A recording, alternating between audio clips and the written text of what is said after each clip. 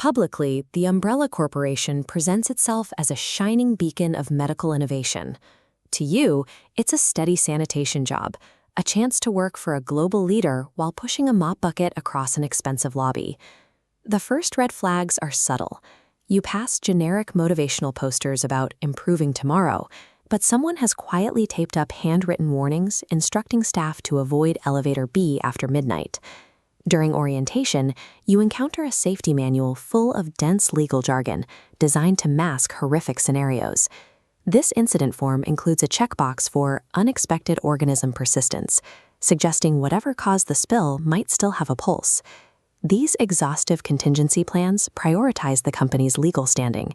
The manual exists to prove the corporation warned you in writing, providing a paper trail of compliance that lasts much longer than the employees. Up in the upper laboratory wing, you realize brilliance is often paired with a total lack of survival instincts. Researchers leave highly unstable, corrosive biohazards on the same counters they use for their morning coffee. Your daily routine involves navigating impossible, contradicting instructions. You are expected to keep the floor spotless for high-level inspections while avoiding the moisture levels that might compromise a containment seal. It is the professional equivalent of cleaning a bomb with a wet sponge.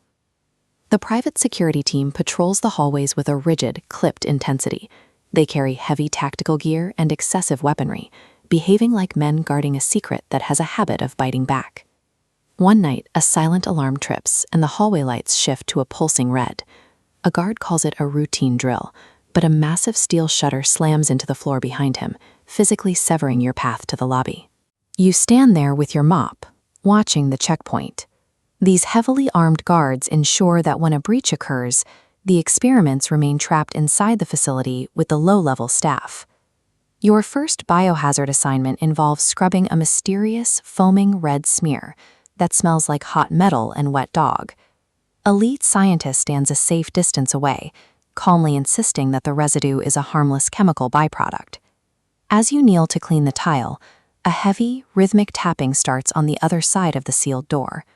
The scientist told you the room was empty, but the metal is vibrating under the force of something trying to get out. Eventually, your badge grants you access to the underground bumper. The glossy white walls vanish, replaced by cold concrete corridors and windowless observation rooms. The air down here is dry, heavy, and smells exclusively of industrial-grade disinfectant. In Observation Chamber 4, you find an empty hospital bed with heavy restraints that have been snapped like plastic. This basement is the final destination for human ethics, where common sense is sacrificed for the sake of experimental data. The researchers down here are far more unsettling than the things they create. They stare through cracked containment glass at twitching, mutated shadows and describe violent aggression as a promising result. The outbreak begins with a series of minor technical delays. A door fails to open, the lights flicker, a coworker stops answering their radio.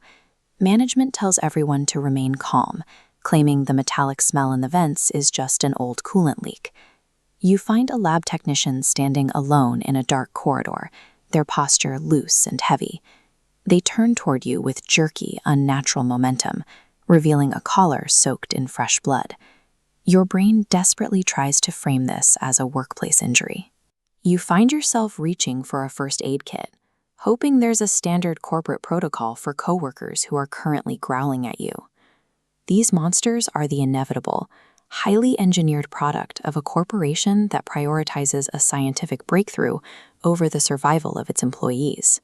When the alarms trip, the building's advanced automation transforms into a mechanized trap.